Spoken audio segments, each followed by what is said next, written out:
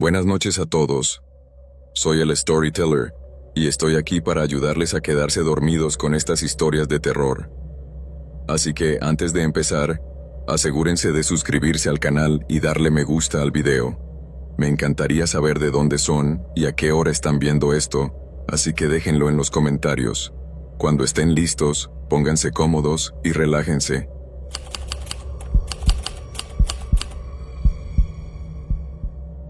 El ambiente dentro de The Copper Keg era cálido y acogedor, un refugio perfecto contra el aire fresco de la noche.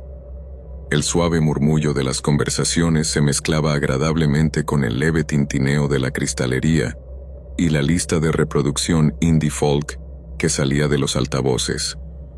Era viernes, 14 de septiembre, alrededor de las 7 de la tarde. Me senté en una pequeña mesa alta en la esquina, con los nervios a flor de piel, en una mezcla de esperanza y ansiedad.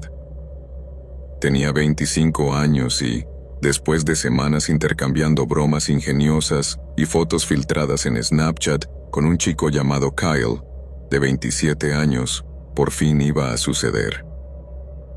Estaba emocionada, quizás demasiado, pero él parecía genuinamente divertido, atractivo y lo suficientemente encantador como para justificar un encuentro en la vida real.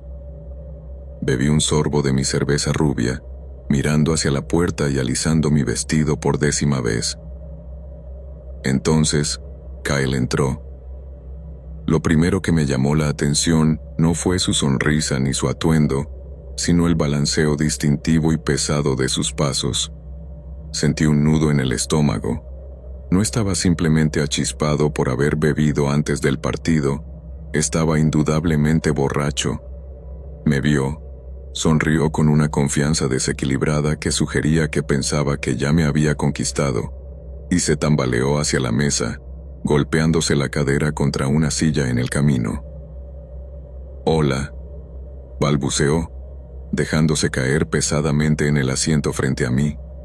El olor me golpeó al instante, una nube de whisky barato y tabaco rancio que me arrugó la nariz. Forcé una sonrisa cortés, tratando de aferrarme a mi optimismo. Quizás solo esté nervioso, me dije a mí misma. Quizás solo necesite comer algo. «Vas a ser divertida», dijo, inclinándose demasiado cerca de mí. Sus ojos se posaron agresivamente en mi pecho y se quedaron allí. «Bajita y con curvas, ¿eh? Eres como una mamada andante». Me quedé paralizada. Mi cerebro se aceleró, tratando de procesar si realmente había oído bien. ¿De verdad acababa de decir eso? Mis mejillas ardían por la repentina y ardiente vergüenza mientras miraba a mi alrededor en el bar, rezando para que la pareja de la mesa de al lado no lo hubiera oído. «Lo siento, ¿qué?», pregunté, dándote la oportunidad de retractarte. Te limitaste a reírte, con un sonido húmedo y descuidado, como si me hubieras hecho el mayor cumplido del mundo. «Vamos, es algo bueno. Sabes que eres... bueno, tú». Ese fue el primer strike. Di un largo y lento sorbo a mi cerveza, debatiéndome seriamente entre levantarme e irme en ese mismo instante. Pero mi lado complaciente decidió darle una oportunidad más. Quizá pueda llevar la conversación a un terreno seguro, pensé. Quizá esto aún no sea un desastre total. Entonces comenzaron los gritos. Fuera, junto al gran ventanal delantero, un fuerte chirrido de neumáticos atravesó el aire, seguido del repugnante crujido del metal contra el metal. Acababa de producirse un pequeño choque en la calle. Todos los que estaban en el bar se volvieron para mirar, murmurando cosas como «Uf» o «Espero que estén bien». Pero Kyle no. Kyle decidió que era su momento de brillar. Se volvió hacia la ventana y gritó, lo suficientemente alto como para que todo el local lo oyera, una serie de insultos racistas contra los asiáticos dirigidos a los conductores que ni siquiera podía ver con claridad. La sala se quedó en silencio. Las conversaciones se detuvieron. La música pareció desvanecerse. Todas las miradas se volvieron hacia nuestra mesa, con expresiones que iban desde la sorpresa hasta el disgusto. Yo quería desaparecer. Quería convertirme en vapor y salir por el sistema de ventilación. Por Dios, susurré entre dientes, con la cara en llamas. ¿Qué te pasa? ¿Qué? Preguntó él, sonriendo ajeno a todo, como si acabara de contar un chiste ingenioso. Es gracioso. No lo fue, le espeté. Ni siquiera un poco. Ese fue el segundo strike. Desesperada por ahogar el recuerdo de su arrebato y las miradas críticas de los demás clientes, le pregunté por su día. Necesitaba algo mundano. Necesitaba algo aburrido. Pero si pensaba que preguntarle por su día me llevaría a aguas más tranquilas, estaba muy equivocada. Kyle se lanzó a describir de forma vívida y espontánea sus movimientos intestinales matutinos. Entró en detalles gráficos sobre la liquidez y consistencia, utilizando gestos con las manos para enfatizar sus argumentos. Se me revolvió el estómago. El pretzel a medio comer que había sobre la mesa de repente me pareció repulsivo. Él continuó, sin darse cuenta en absoluto de lo tremendamente inapropiado que era eso para una primera cita, o para cualquier conversación que tuviera que ver con la comida. Y luego, sin tomarse un respiro, pasó a otro tema. ¿Quieres saber lo más loco que he hecho en mi vida?, preguntó, inclinándose hacia mí con una sonrisa cómplice, como si estuviera a punto de compartir un secreto de estado. No, respondí rápidamente. Me ignoró. La primera vez que le hice sexo oral a una chica, ella tenía el periodo, anunció en voz alta. Sonrió, pensando claramente que eso le hacía parecer aventurero o encantador. Fue un desastre, como la escena de un crimen, pero ya sabes, hay que hacer lo que hay que hacer. Lo miré horrorizada. ¿Era esto la vida real? ¿De verdad estaba allí sentada escuchando a un desconocido compartir ese nivel de intimidad grotesca mientras intentaba beberme una cerveza? Mi apetito se evaporó al instante, sustituido por un miedo frío y escalofriante. Tercer strike. Joder, 10º strike. Creo que me voy a ir, dije abruptamente, agarrando mi bolso y levantándome. Él me miró, y su sonrisa finalmente se desvaneció en confusión. ¿Qué? ¿Ya? Sí, dije con firmeza, con voz firme a pesar de que me temblaban las manos. Esto no está funcionando. Y fue entonces cuando la máscara de chico agradable se deslizó por completo. «¿Estás bromeando?», se burló, alzando la voz con ira. «¿De verdad te vas? ¿Después de todo esto?». «Sí», dije, girándome hacia la puerta sin mirar atrás. «Increíble», gritó, lo suficientemente alto como para que la mitad del bar lo oyera. «Eres como todas las demás chicas estiradas. Te crees demasiado buena, ¿eh?». No respondí, no me detuve. Simplemente salí por la puerta, con el corazón latiéndome con fuerza en el pecho como un martillo. Incluso cuando me subí al asiento del conductor de mi coche y cerré las puertas, sus odiosas palabras resonaban en mis oídos. Me quedé allí sentado un momento en el silencio del estacionamiento, tratando de estabilizar mi respiración, dejando que la adrenalina se desvaneciera.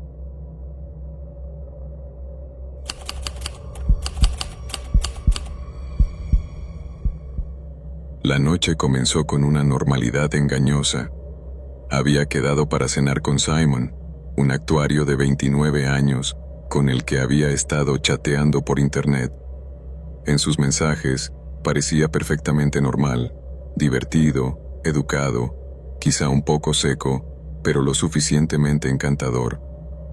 No tenía ningún motivo para sospechar que, al final de la noche, perdería mi fe en la humanidad junto con mi calzado. Era jueves, 9 de febrero, alrededor de las 8 de la tarde. Quedamos en Luna, Un acogedor restaurante italiano con luz tenue y música lo suficientemente alta como para llenar los silencios de la conversación. Al principio, todo iba bien. Pedimos vino, intercambiamos las típicas trivialidades sobre el trabajo y los pasatiempos, y nos acomodamos en un ritmo agradable. Simon era un poco peculiar. Tenía una mirada intensa y se reía en momentos extraños. Pero nada indicaba que fuera peligroso. Entonces sucedió. Estábamos entre la brusqueta y la llegada de la pasta. Recuerdo que me reí de un chiste que hizo sobre la pesadilla que es estacionar en paralelo en la ciudad. De repente, de la nada, se inclinó y me agarró el pie debajo de la mesa. Me quedé paralizada en medio de la risa, sin saber si se trataba de un torpe juego de pies o de un accidente. ¿Qué estás haciendo?, le pregunté, riendo nerviosamente. Solo estoy comprobando algo, respondió. Su tono era casual, como si estuviera comprobando la hora. Antes de que pudiera procesar lo que significaba comprobar algo, sentí que me quitaba el zapato izquierdo del talón. Sentí un nudo en el estómago por la confusión. Muy gracioso, dije, agachándome para recuperarlo. Devuélvemelo. Pero no me lo entregó. En cambio, Simon se enderezó en su silla, agarrando mi zapato negro en la mano como si fuera un trofeo. Miró el zapato, luego a mí, con una expresión indescifrable, y luego, sin decir una sola palabra, se levantó y se alejó. Me quedé allí sentada, parpadeando, completamente atónita. Lo vi zigzaguear entre las mesas, con mi zapato colgando de su mano, dirigiéndose directamente hacia la salida. ¿Es una broma?, pensé. ¿Se lo va a enseñar al anfitrión? ¿Es algún extraño truco de magia? Esperé a que se diera la vuelta, se riera y lo trajera de vuelta, pero no lo hizo. Empujó la puerta principal y desapareció en la noche, todavía con mi zapato en la mano. ¿Esto es real?, murmuré al aire vacío. Casi esperaba que un equipo de cámaras saltara y gritara: te han gastado una broma. Pero nadie se movió. El restaurante continuó con su murmullo de comensales. Los segundos se convirtieron en minutos agonizantes. Me quedé allí sentada, con un pie descalzo sobre el frío suelo, tratando de encontrarle sentido a lo imposible de la situación. ¿De verdad se había ido con mi zapato? ¿Quién hace algo así? Mi cara ardía de humillación cuando el mesero se acercó para rellenar los vasos de agua. Rápidamente metí la pierna descalza debajo de la silla, aterrorizada de que se diera cuenta de mi situación. ¿Todo bien aquí?, preguntó el mesero, mirando el asiento vacío frente a mí. Sí, mentí, forzando una mueca que esperaba que pareciera una sonrisa. Todo bien. Pero no estaba bien. Nada de esto estaba bien. Mi cita me había robado el zapato y me había abandonado. Después de esperar 10 minutos más, porque aparentemente era lo suficientemente optimista como para pensar que un ladrón de zapatos podría tener conciencia, finalmente acepté la verdad. No iba a volver. Pedí la cuenta. Sí, pagué la cuenta de los dos. Luego vino la indignidad de la salida. Salí cojeando del restaurante, tratando de parecer digna mientras caminaba con un pie descalzo por la acera, aferrándome al poco orgullo que me quedaba. Llamé a mi mejor amiga, Jessica, para que viniera a recogerme. Cuando me subí a su coche y le expliqué lo que había pasado, casi se sale de la carretera de la risa. Espera, jadeó, secándose las lágrimas de los ojos. ¿Te robó el zapato? Sí, dije, con voz llena de derrota. Solo uno. Me quitó el zapato y se escapó. ¿Por qué?, preguntó, sin dejar de reír. ¿Qué quiere con un solo zapato? Esa era la pregunta del millón. Repetí el momento una y otra vez en mi cabeza durante el trayecto a casa. ¿Tenía algún fetiche? ¿Era una extraña demostración de poder? ¿Coleccionaba trofeos de citas desastrosas? ¿O simplemente estaba completamente desquiciado? Nada de eso tenía sentido. Nunca volví a saber nada de Simon. Ni un mensaje, ni una explicación, ni una nota de rescate por el calzado. Era como si se hubiera desvanecido en el aire, llevándose mi zapato izquierdo contigo. Incluso ahora, años después, sigo recordándolo. Había algo inquietante en tu forma de actuar. El silencio, la falta de risas, la salida tranquila. No actuabas como si fuera una broma, sino como si fuera una misión. No solo fue grosero, sino profundamente desconcertante. He tenido muchas citas malas, pero esta es única. No solo fue un desastre, fue un misterio. Es el tipo de experiencia que te hace cuestionar tus propios instintos y preguntarte qué tipo de gente extraña anda por ahí, posiblemente llevando uno de tus zapatos.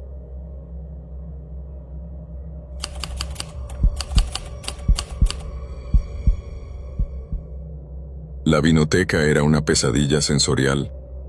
Los graves de los altavoces retumbaban con tanta fuerza que podía sentir cómo me vibraba el esternón, y las conversaciones a nuestro alrededor zumbaban a un volumen que me hacía doler los dientes.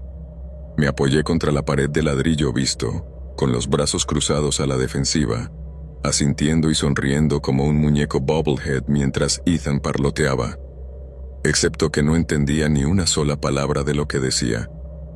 Era como intentar mantener una conversación bajo el agua. Captaba fragmentos, algo sobre tus inversiones, algo sobre tu rutina de gimnasio, pero sobre todo quería teletransportarme a mi tranquila sala de estar. Te inclinaste más cerca, invadiendo mi espacio personal. Supuse que ibas a gritarme algo al oído para que te oyera por encima del DJ. Me equivoqué. Antes de que me diera cuenta de lo que estaba pasando, me dio un beso. Y no fue un beso dulce y tímido de primera cita, del tipo, ¿te parece bien? No.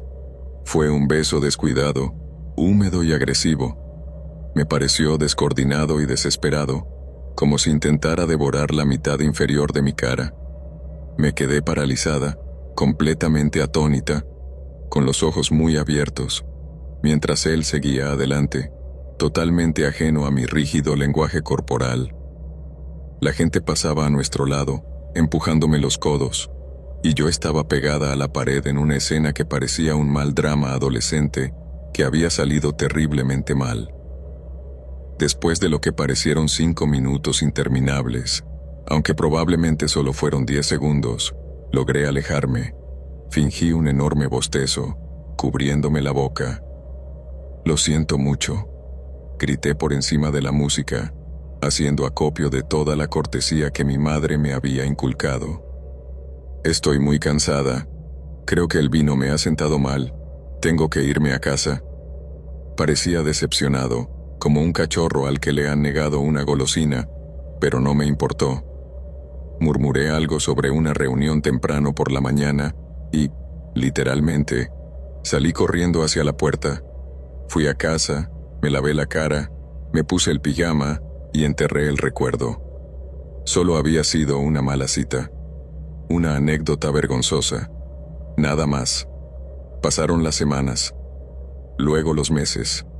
3 meses, para ser exactos. Me había olvidado por completo de Ethan. Él no me había enviado ningún mensaje y yo, desde luego, no le había contactado. Entonces, una tarde cualquiera de martes, su nombre apareció en mi pantalla. Me quedé mirando la notificación, confundida. La curiosidad, ese defecto fatal, pudo más que yo. La abrí. «Hola, he estado pensando y creo que no somos sexualmente compatibles». Parpadeé. De hecho, me reí en voz alta. ¿Sexualmente compatibles? Solo tuvimos una cita. Una. El único contacto sexual que tuvimos fue cuando él me asaltó la cara con su lengua durante 10 segundos en un bar lleno de gente. Puse los ojos en blanco y empecé a escribir una respuesta sarcástica, algo así como, «¿No me digas?». Pero antes de que pudiera enviarla, apareció otro mensaje. Mi hija, sin embargo, Ahora es adulta. Puede tener relaciones sexuales con quien quiera. Es increíble lo abierta que es al respecto. Me lo cuenta todo. Mi sangre se heló. Me quedé mirando la pantalla, sintiendo una oleada de náuseas. Seguro que lo había leído mal. Seguro que este hombre adulto, este padre, no estaba hablando casualmente de la vida sexual de su hija conmigo, una mujer con la que se había visto una vez, hacía meses. Pero ahí estaba, en blanco y negro. No paró. Los mensajes seguían llegando, uno tras otro. Continuó hablando de lo orgulloso que estaba de su libertad, detallando lo refrescante que era que ella se sintiera cómoda compartiendo contigo los detalles gráficos de sus encuentros.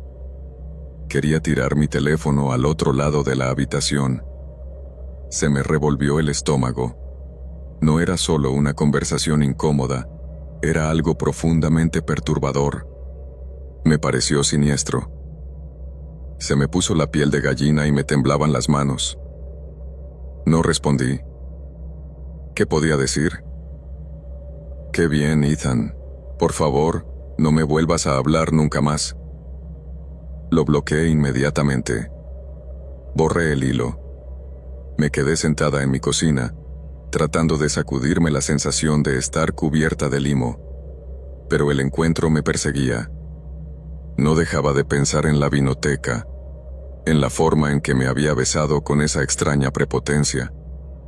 Y luego en el mensaje, enviado meses después de forma inesperada. ¿Por qué? ¿Por qué decirme eso? Me pregunté por su hija. ¿De verdad le había contado esas cosas?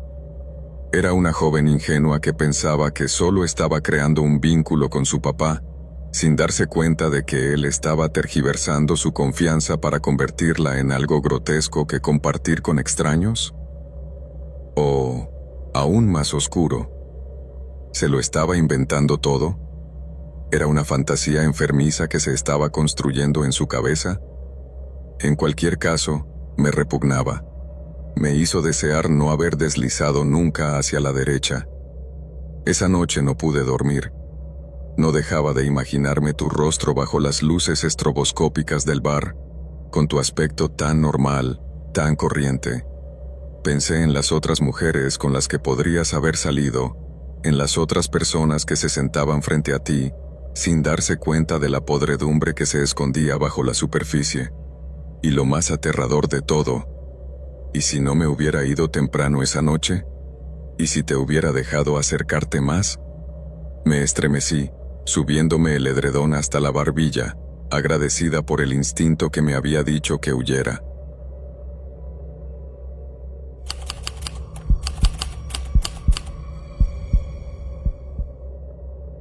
El ambiente en The Rusty Anchor era opresivo esa noche. El aire estaba cargado con el olor a cerveza rancia y grasa de freír.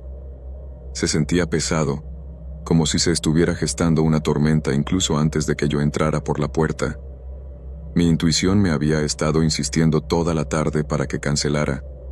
Algo en su perfil me había parecido demasiado cuidado, demasiado bueno para ser verdad, pero pensé, oye, solo es una copa. ¿Qué es lo peor que podría pasar? Famosas últimas palabras. Me hizo señas para que me acercara desde una mesa alta cerca del fondo. Me quedé paralizado a mitad de camino, con el estómago en un puño. La mujer que estaba sentada allí no se parecía en nada a las fotos de su perfil de citas. No me refiero a un ángulo favorecedor o a un filtro bien colocado para ocultar una imperfección. Se trataba de un engaño descarado y evidente. Pesaba fácilmente 100 libras más de lo que sugerían tus fotos que debían de haber sido tomadas hacía media década. Me quedé allí parado un momento, atrapado en ese incómodo limbo entre la incredulidad y la irritación. Aún así, mi madre me educó para ser un caballero.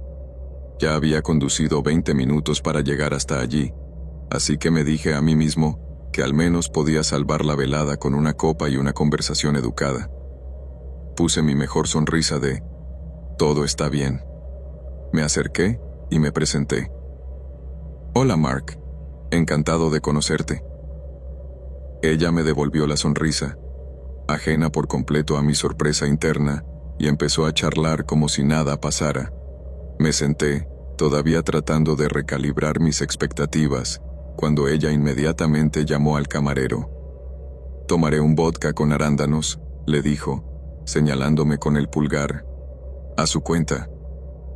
«Vale», pensé. Un comienzo atrevido. Los primeros 15 minutos fueron incómodos, pero manejables. Mantuve la conversación ligera, haciendo preguntas típicas sobre tus aficiones, tu trabajo, la música que sonaba de fondo, cualquier cosa para llenar el silencio. Pero entonces empezaste a hablar. Y una vez que empezaste, no paraste. La conversación no solo dio un giro, sino que se precipitó directamente a la dimensión desconocida. En 30 minutos, supe más sobre la vida de Brenda de lo que jamás hubiera querido saber. Primero vino la bomba sobre su relación. «Tengo que contarte algo», dijo, removiendo la pajita en su bebida. «En realidad estoy casada», lo dijo con el tono informal que se usa para mencionar que se tiene un pez dorado. Mi cerebro se detuvo en seco. «Espera», dije, manteniendo la voz tranquila a pesar de las alarmas que sonaban en mi cabeza. «¿Estás casada?» «Oh, sí», dijo, haciendo un gesto con la mano para restarle importancia.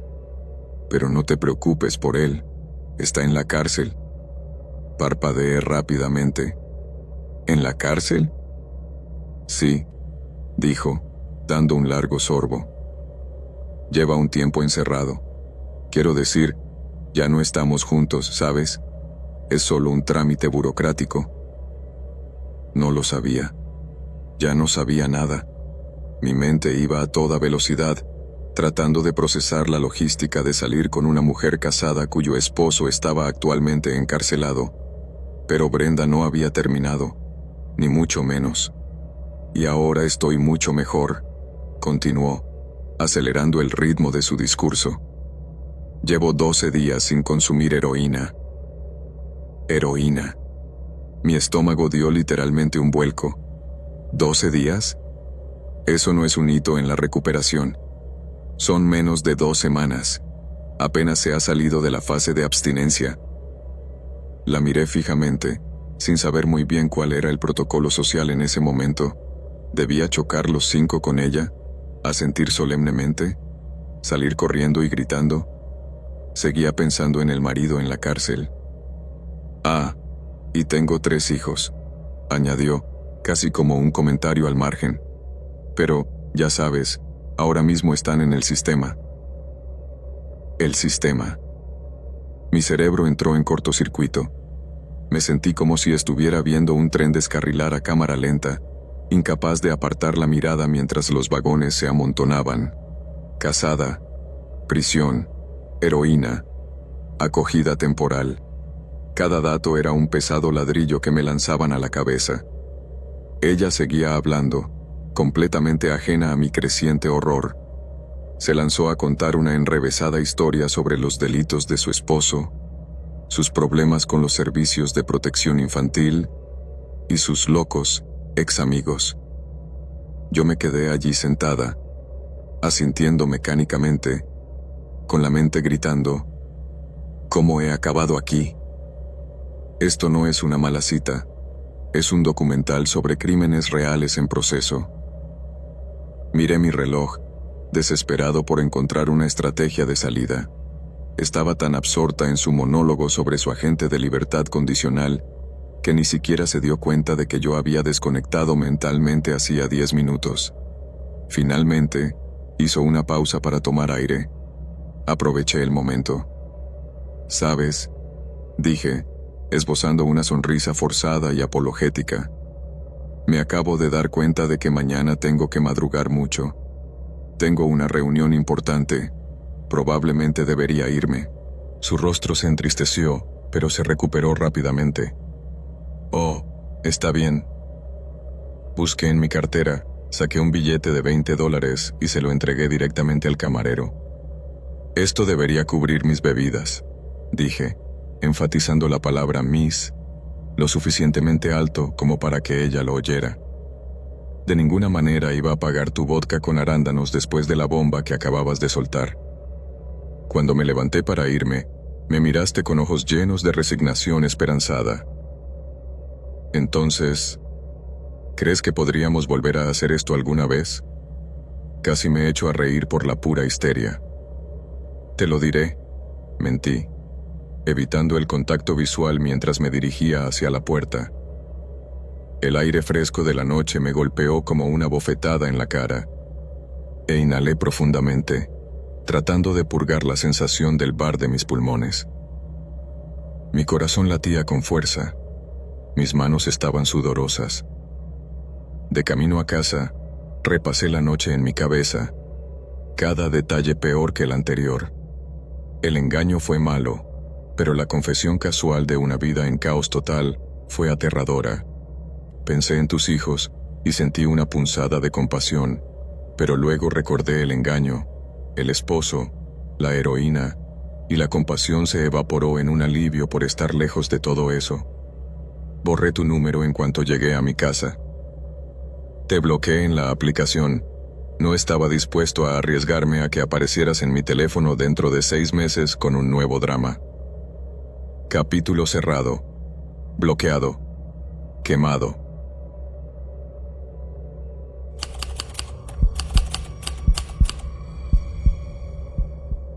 El trayecto en coche fue el más largo y sofocante silencio que he soportado en mis 25 años de vida. Los únicos sonidos en el vehículo eran el zumbido del motor y el rítmico y enloquecedor clic, clic, clic de tu intermitente. Miré por la ventanilla del copiloto, viendo cómo se difuminaban las oscuras calles suburbanas, luchando contra el impulso de gritar solo para romper el insoportable silencio. Brandon no había dicho ni una palabra, ni una sola. Desde que me subí al coche, te miré. Tus manos agarraban el volante en la posición perfecta de las 10 y las 2. Tu rostro era una pizarra en blanco, sin emociones, sin tensión, simplemente nada.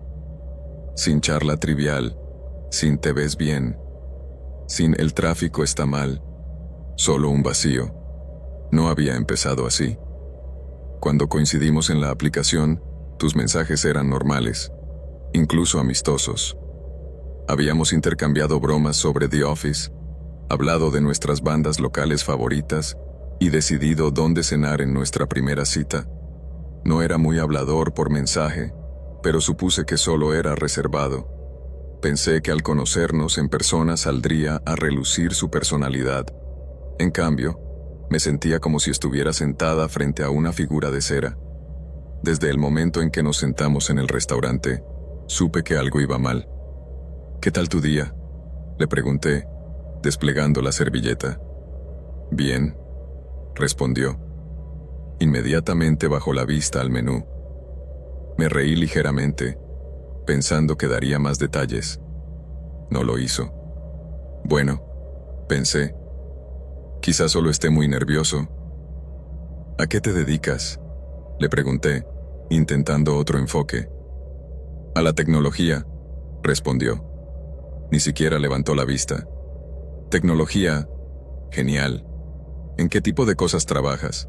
¿Hardware? ¿Programación? Software, respondió secamente. Esperé. El silencio se extendió entre nosotros como una cuerda floja. Él se limitó a mirar fijamente el menú, como si contuviera los secretos del universo, o tal vez nada en absoluto. En ese momento, empecé a entrar en pánico. ¿Había hecho algo mal? ¿Me veía diferente a mis fotos? Repasé mentalmente nuestros mensajes anteriores, buscando alguna pista, pero no encontré nada. El mesero se acercó y casi suspiré de alivio. Por fin, una tercera persona para romper la tensión. Pero después de pedir, el silencio volvió a instalarse sobre la mesa como una manta pesada y húmeda. Lo intenté de nuevo. Soy muy persistente. ¿Qué te gusta hacer para divertirte? Ir al cine. ¿Has visto algo bueno últimamente? No. ¿Tienes hermanos? Sí. Era como sacar una muela, excepto que yo era la única que sentía el dolor. Al final, dejé de intentarlo. ¿Qué sentido tenía? Estaba claro que no te interesaba hablar conmigo, ni con nadie, para el caso. Comimos en silencio total. El tintineo de los cubiertos sobre los platos de cerámica sonaba como disparos en el silencio. Cada vez que levantaba la vista, él estaba mirando fijamente a lo lejos o concentrado en su filete. En un momento dado, lo absurdo de la situación se volvió insoportable. Empecé a reírme, una risa nerviosa e incontrolable que brotaba de mi pecho. Esperaba que me preguntaras, ¿qué te hace gracia? O que al menos parecieras confundido. Ni siquiera parpadeaste, simplemente seguiste masticando. Me sentí atrapada. Era como estar en una pesadilla en la que gritas, pero no te sale ningún sonido. El silencio ya no era solo incómodo, era opresivo. Se sentía siniestro. Mi pulso se aceleró, mis palmas comenzaron a sudar. Empecé a preguntarme si tal vez no se trataba solo de una mala cita. Tal vez algo andaba mal con él, ya fuera médica o psicológicamente. La forma en que evitaba el contacto visual, la forma en que no reaccionaba a los estímulos. Era inquietante. Era como estar sentada frente a un cascarón. Cuando llegó la cuenta, casi salí corriendo hacia la puerta. Pero tú eras quien me llevaba a casa. Me dije a mí misma que aguantaría 20 minutos más. Quizá te relajarías ahora que había pasado la presión de comer delante de alguien. Alerta de spoiler. Empeoró. El silencio en el coche durante el camino de vuelta era de alguna manera más pesado que antes. En el restaurante había ruido de fondo, música, otros comensales. En el coche solo estábamos nosotros y la oscuridad. Intenté entablar conversación por última vez, solo para demostrar que existía. ¿Vives lejos de aquí?, pregunté con voz débil y tensa. No, respondió. Me rendí. Miré por la ventana, contando las farolas, contando los segundos hasta que pudiera escapar. De vez en cuando echaba un vistazo a tu perfil, esperando algún signo de vida, pero seguías como una estatua. Era inquietante. Empecé a preguntarme si realmente estaba a salvo. Cuando por fin llegamos a mi edificio de apartamentos, sentí que todo mi cuerpo se relajaba. Gracias por traerme, dije, buscando a tientas la manija de la puerta, desesperada por salir. Sí, dijo. No me miró. Salí del coche lo más rápido que pude, prácticamente corriendo por las escaleras hasta mi edificio. No miré atrás. No quería verte allí sentado, mirando fijamente a la noche. Una vez dentro, cerré el cerrojo, me apoyé contra la puerta y solté un largo y tembloroso suspiro. Mi corazón latía a toda velocidad. Toda la velada me había parecido extraña, como un fallo en la simulación. No dejaba de recordar el silencio, la inquietante quietud, la forma en que él parecía completamente ajeno a la realidad. Nunca volví a saber nada de él, y tampoco quería saberlo. La experiencia me dejó desconcertada, como si hubiera rozado algo vacío y oscuro sin darme cuenta.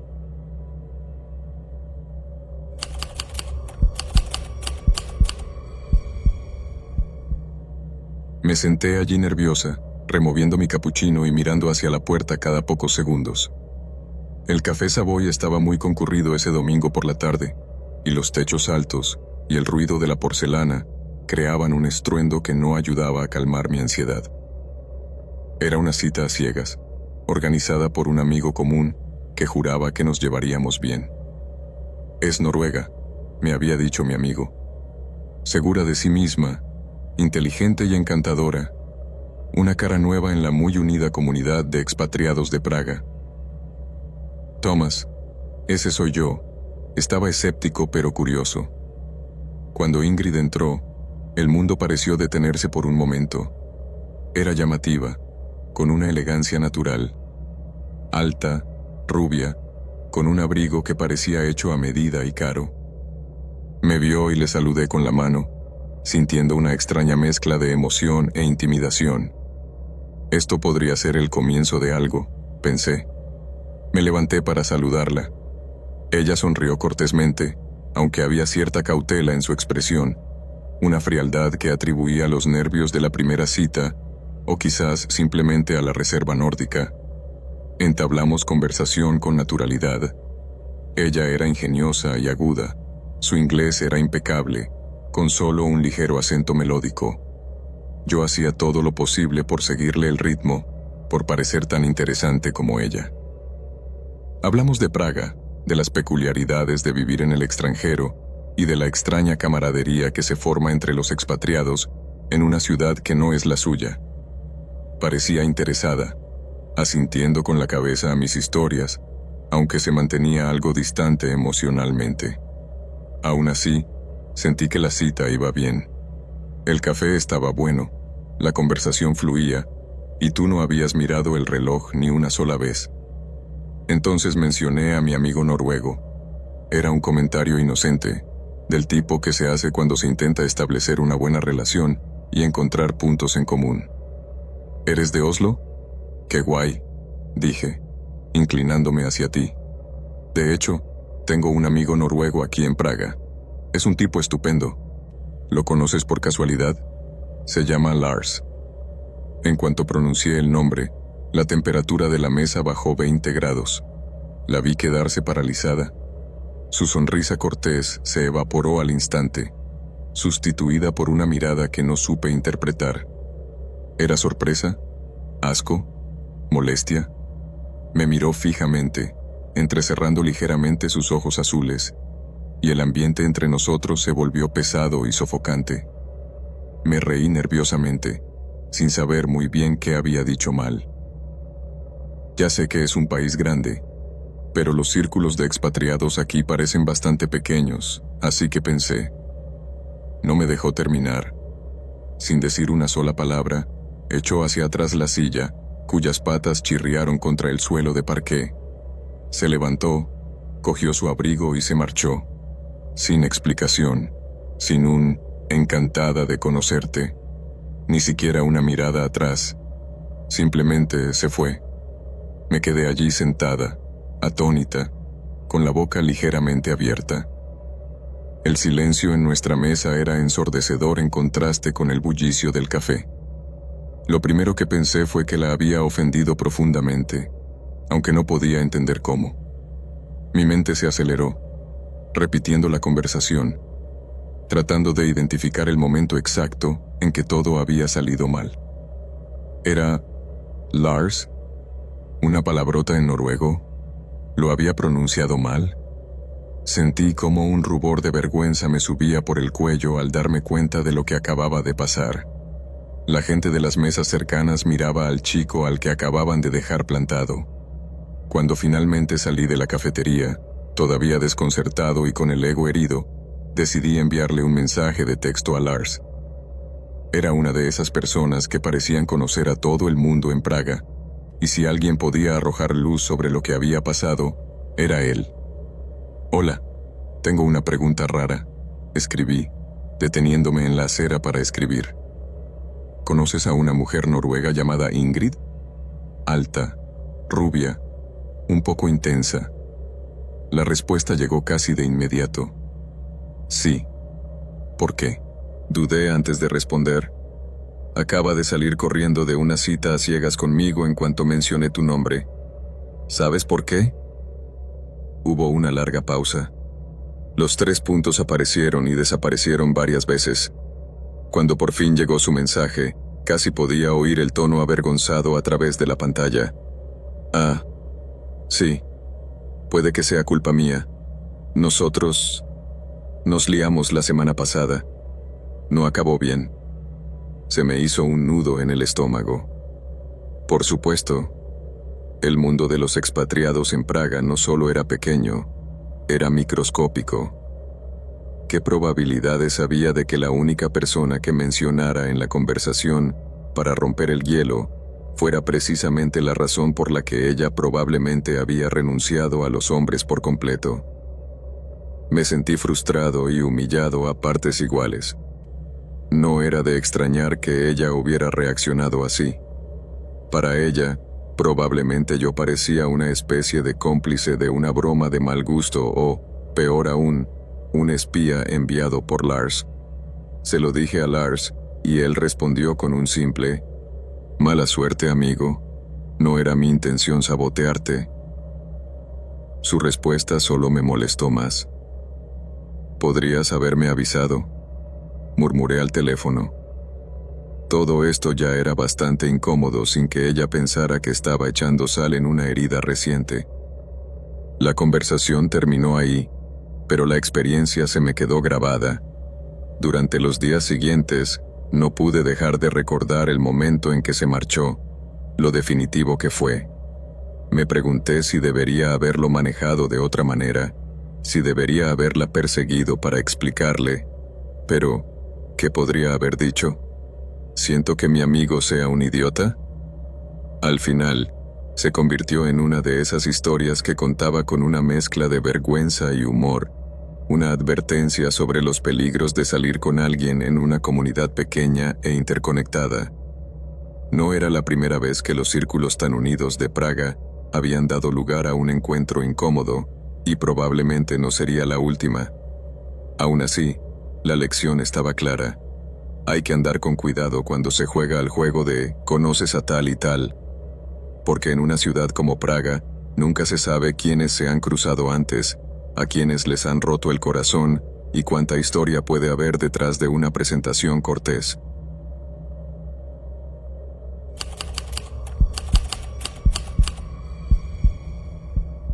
Necesito desahogarme y, sinceramente, no sé en qué otro lugar sería apropiado hacerlo o se me creería, salvo aquí. Probablemente te esté contando todo esto por despecho debido a los recortes presupuestarios, pero eso no cambia el hecho de que el público no debería seguir estando desinformado. Soy investigador postdoctoral en biología STEM, concretamente.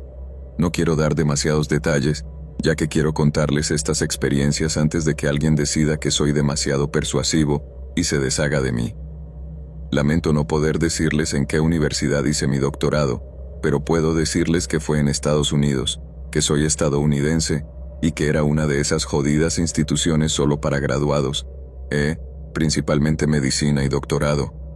La idea de hacer ciencia fantástica y tal vez ganar un Nobel era demasiado buena como para dejarla pasar. Quiero decir, no podía dejar que ese excelente discurso que se me ocurrió en la ducha se echara a perder, ¿verdad? Material escolar. No me malinterpretes, la ciencia es genial y todo eso, si se tratara solo de ciencia. Pero el mundo académico y la investigación básica no son realmente tan empíricos. ¿Te acuerdas de la alquimia? Era como mitad magia y mitad química. Pues así es. Hay un montón de cosas sobrenaturales jodidas que suceden en los edificios de ciencias de las instituciones, más aún si se trata de una de esas en las que solo se imparte posgrado. Lo sobrenatural se siente sorprendentemente atraído por el mundo de las verdades y observaciones objetivas. No sé si es porque les gusta jodernos y demostrarnos lo poco que sabemos, que nuestros grandes cerebros no significan nada, o si es una forma de entendernos a nosotros y a ellos mismos. Por eso, la mayoría de los científicos exitosos, a lo largo de la historia, han sido aquellos que han aprovechado lo sobrenatural para aumentar sus propios conocimientos o su éxito. Y me refiero a la mayoría. Galileo, Gregor Mendel, Isaac Newton, incluso Feynman incursionaron en algo más que los alucinógenos. Creo que la sociedad científica del dios desollado todavía está bastante enojada, porque él los rechazó después de las acrobacias que hicieron para reclutarlo. Hablaré de ellos un poco más adelante, pero hay una secta en cada campus académico. Quizás te preguntes cómo es que nunca has oído hablar de ninguno de estos eventos, y probablemente haya una buena razón para ello. Los divulgadores científicos y los profesores tienen una función secundaria además de educar al público. Se aseguran de desautorizar o hacer que cualquiera que exponga estas cosas parezca, en el mejor de los casos, poco creíble. En el peor, simplemente te hacen desaparecer. Puf, nunca más se te vuelve a ver. A veces, si tienes suerte, simulan tu muerte. Digo suerte porque suelen ser más moderados de lo que podrían ser y, al menos, tu familia tendrá un cierre. Supongo que debería empezar con un par de historias de cuando estaba en la escuela de posgrado. 1. El primer encuentro que tuve como estudiante de doctorado fue con Marionette. Los científicos no son ajenos a trabajar hasta tarde, especialmente los estudiantes de posgrado y los becarios postdoctorales. Muchos de esos grandes artículos suelen ser fruto de al menos 1 o 2 noches de insomnio, mientras que los profesores y los jefes de laboratorio suelen salir corriendo a las 5 de la tarde. Algunos de ustedes pueden admirar ese tipo de pasión, pero les puedo decir que la pasión no tiene nada que ver con ello. Es miedo, son las circunstancias, es estar atrapado en tu maldito laboratorio hasta las 3 de la madrugada. Lo siento, voy a volver al tema. Después de elegir un laboratorio para mi tesis, estaba aprendiendo muchas metodologías y me entusiasmaba demasiado la resolución de problemas. El sol se había puesto hacía horas y me quité un guante de látex para mirar la hora en mi teléfono. Eran las 11 de la noche.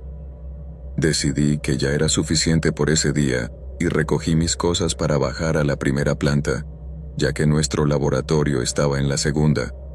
Algunos de estos edificios son preciosos durante el día, pero absolutamente aterradores por la noche. Todo resuena, se te eriza el vello de la nuca y tienes la sensación de que te observan, lo que te hace mirar a tu alrededor constantemente. No me gustaba nada, así que bajé corriendo las escaleras, con la vista fija en mi teléfono, mientras me acercaba a la puerta de cristal, hasta que algo me hizo levantar la vista cuando mi mano alcanzó el pomo. A pocos metros de la puerta, mirándome fijamente, había una mujer ridículamente alta y delgada con un vestido blanco sucio. Tenía el pelo revuelto y le caía alrededor de una sonrisa inquietantemente grande. Sus pálidos brazos eran extremadamente largos, es decir, su envergadura podría haber bloqueado toda la entrada al exterior y más. Levantó las manos, movió los dedos juguetonamente y, de debajo de su vestido, deslizó una marioneta. Parecía increíblemente real mientras se inclinaba y hacía un inquietante baile. Algo no estaba bien, ya que su cabeza giraba mientras bailaba. Me quedé completamente paralizado cuando hizo una reverencia y me indicó que me uniera a ella. Logré salir de mi estupefacción y retrocedí. Corrí de vuelta al segundo piso, donde esperaba poder llegar rápidamente a otra salida lateral un poco más adelante en el pasillo.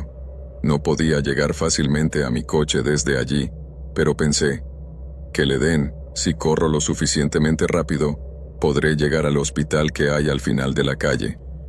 Cogeré un coche compartido para volver a casa. Bajé otro tramo de escaleras y, cuando llegué a la puerta, allí estaba ella de nuevo, esta vez sentada en cuclillas detrás de su marioneta, con las manos en las caderas e inclinada hacia un lado con aire interrogativo. Me hizo un gesto con la cabeza para que saliera. Una vez más, subí corriendo las escaleras y esta vez me dirigí a la entrada principal. Opté por las escaleras en lugar del ascensor y irrumpí en el vestíbulo, rodeado de paredes de cristal que daban a la entrada de vehículos.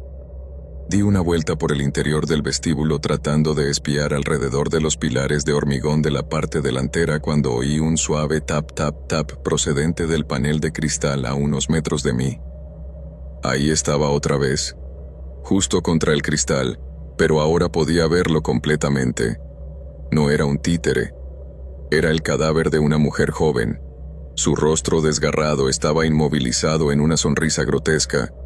Sus ojos reflejaban la agonía de sus últimos momentos. La mujer se asomaba desde detrás de uno de los pilares de hormigón. Incluso desde dentro, podía oír su voz ronca e infantil. No tenía pensado pasar la noche allí, pero tampoco era tan estúpido como para pensar que podría escapar de lo que fuera ella. Joder, todavía no estoy convencido de que no haya más como ella, algún experimento que salió mal o un grupo de entidades atraídas por los lugares de investigación. Acepté y volví arriba, hacia la sala de descanso. Al menos tenía un par de sofás para dormir y un par de máquinas expendedoras para no pasar hambre. Un postdoctorado al que había visto varias veces durante el día estaba limpiando un cuenco en el fregadero. «También te quedas hasta tarde, ¿eh?». Me miró mientras cogía unas toallas de papel. Asentí y me dejé caer en el sofá detrás de él. Me echó otra mirada antes de volver a hablar.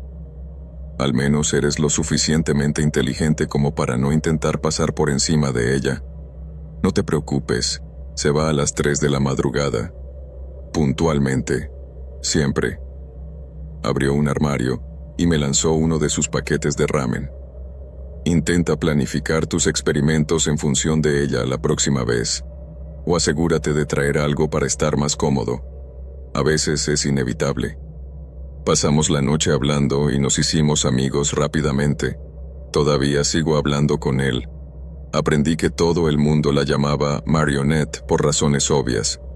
Por lo que he podido averiguar en conferencias, esa cosa ha sido vista en todos los edificios de investigación del mundo. Algunos la llaman bruja, otros están convencidos de que es alguien llamado Baba Yaga. Otros piensan que representa los espíritus de aquellos cuyos ensayos clínicos salieron mal. Cuando se la describí a mi asesor, él hizo unos clics en su ordenador y llamó por teléfono a la administración. La descripción de la marioneta coincidía con la de una estudiante que llevaba 3 días desaparecida desde Florida. ¿Te lo puedes creer? Para gran disgusto de mi jefe anterior y actual, me aseguro de no acercarme a ningún edificio de investigación a altas horas de la noche. Mi equilibrio entre el trabajo y la vida personal es demasiado importante. YPIT 2. La siguiente es probablemente la más triste y espantosa de todas. Un par de veces al año invitábamos a niños de primaria con sus profesores y acompañantes a visitar el campus y echar un vistazo a los laboratorios para inspirarlos a convertirse en científicos algún día.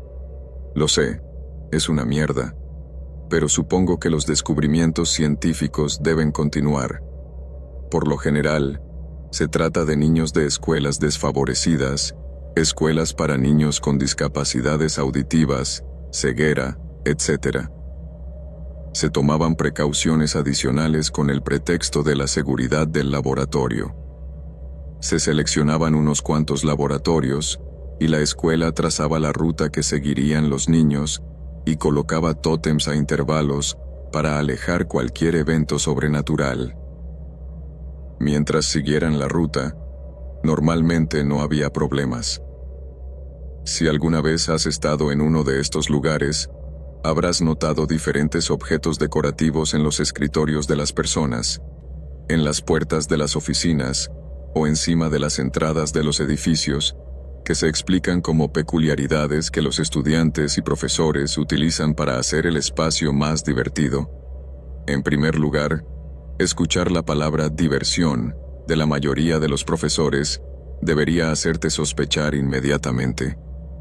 He asistido a suficientes reuniones y fiestas que no eran más que excusas para preguntarte por el trabajo, como para saber que nadie sabe lo que significa esa palabra. En segundo lugar, siempre hacen que los estudiantes de posgrado, algunos de ellos demasiado nuevos para conocer realmente los entresijos de esta visita, realicen estas visitas, lo que para mí no tiene ningún sentido. Material escolar. En mi segundo año, le prometí a una de las estudiantes de posgrado de último año, Melissa, que la ayudaría y aprendería cómo funcionaba todo. Habíamos dividido a los niños y a sus acompañantes en pequeños grupos de unos 6 por estudiante de posgrado para empezar a llevarlos por los laboratorios. No sé si no se presentaron suficientes voluntarios o si un profesor metió la pata, pero una de las visitas quedó a cargo de un estudiante de mi misma promoción llamado Jordan. No nos preocupamos mucho porque, aparentemente, Era a prueba de idiotas, y todos éramos personas inteligentes con suficiente sentido común.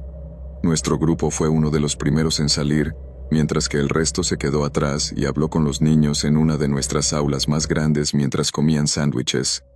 Jordan era uno de los que se quedaron atrás, así que le dijimos que nos veríamos en un rato y nos fuimos.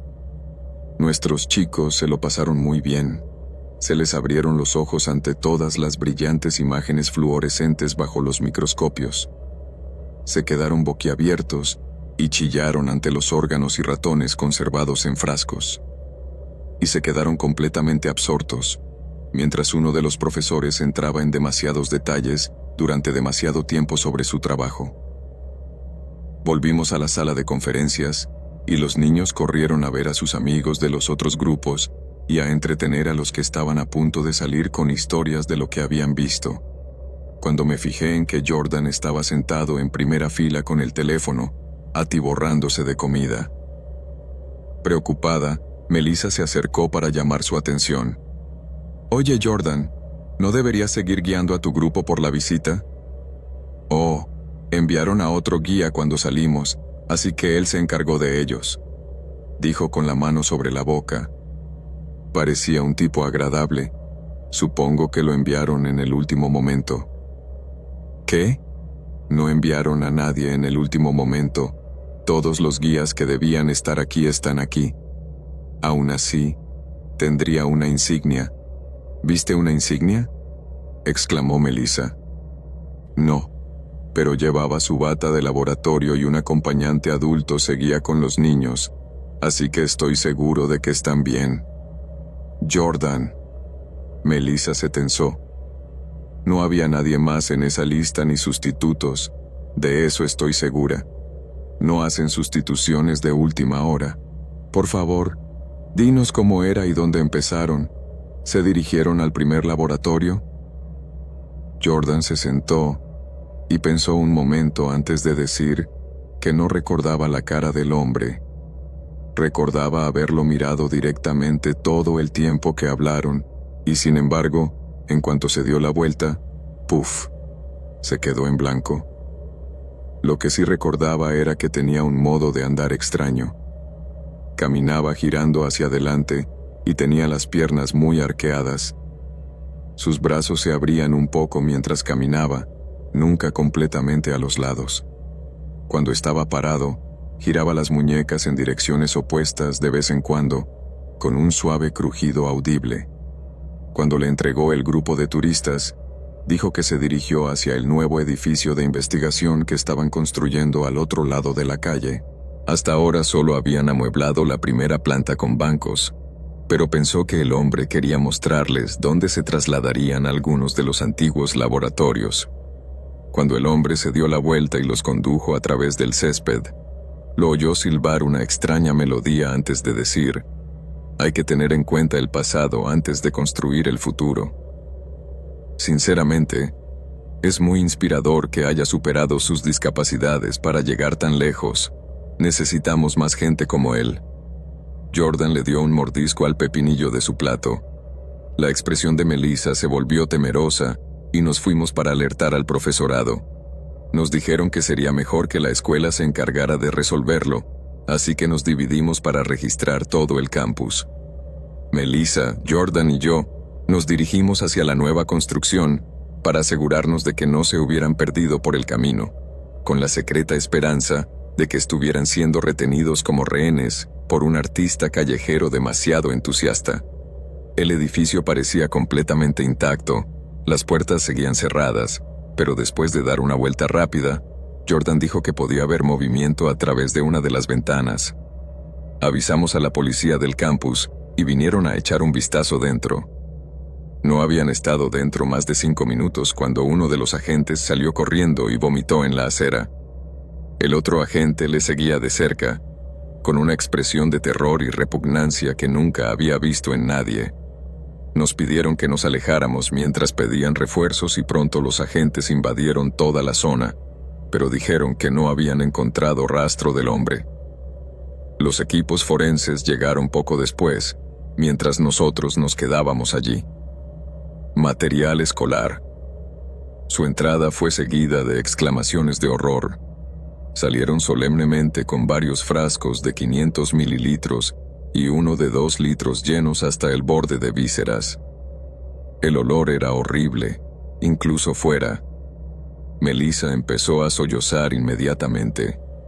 Yo estaba demasiado concentrado en retener mi propia comida, y Jordan estaba rígido como una estatua. Al parecer, lo que Jordan vio moverse era uno de esos viejos baños de agua giratorios que se utilizan para cultivar bacterias. Excepto que los frascos estaban llenos de una maldita mezcla de partes humanas. Hicieron una prueba de ADN y coincidió con la de los estudiantes y el acompañante que habían desaparecido. Como no pudieron encontrar rastro alguno del hombre que vio Jordan y él mismo estuvo en la sala de conferencias todo el tiempo después de que se marchara, no tenían sospechosos. Hubo una persecución que duró todo un mes antes de que se rindieran por completo. La escuela fue demandada, y por lo que he oído, llegaron a un acuerdo extrajudicial con las familias. Algunos de los padres se reunieron para hacer una vigilia con velas. Oí que la pareja del acompañante estaba demasiado angustiada y nunca acudió, solo para descubrir más tarde que uno de sus hijos también estaba en el grupo. Un par de días antes de la vigilia, se metieron en la bañera con un frasco de somníferos y vodka. Simplemente no podían soportarlo más. Jordan abandonó los estudios unas semanas más tarde. Decidió dedicarse a la hostelería. He oído que ahora es gerente de un hotel. Melissa terminó unos 2 años más tarde, pero abandonó por completo el mundo académico. Nunca volvió a hacer una visita guiada en ese tiempo y solo podía mirar a Jordan con ira, sin dirigirle la palabra. Yo ocupé su lugar, sintiendo que era mi deber asegurarme de que eso no volviera a suceder. El edificio quedó sin terminar y aún no han decidido qué hacer con él. Los estudiantes más nuevos y los visitantes dicen que han visto a un hombre con las piernas arqueadas y un andar extraño en lugares aleatorios del campus, intentando alejarlos hacia la obra. Lo siento, yo necesito un descanso. Publicaré esto después de dormir un poco y me aseguraré de volver más tarde para compartir más de lo que hemos pasado, si te interesa. Por ahora, he perdido la noción del tiempo. Son alrededor de las 10:35 de la tarde, y me gustaría mucho dormir en mi propia cama esta noche.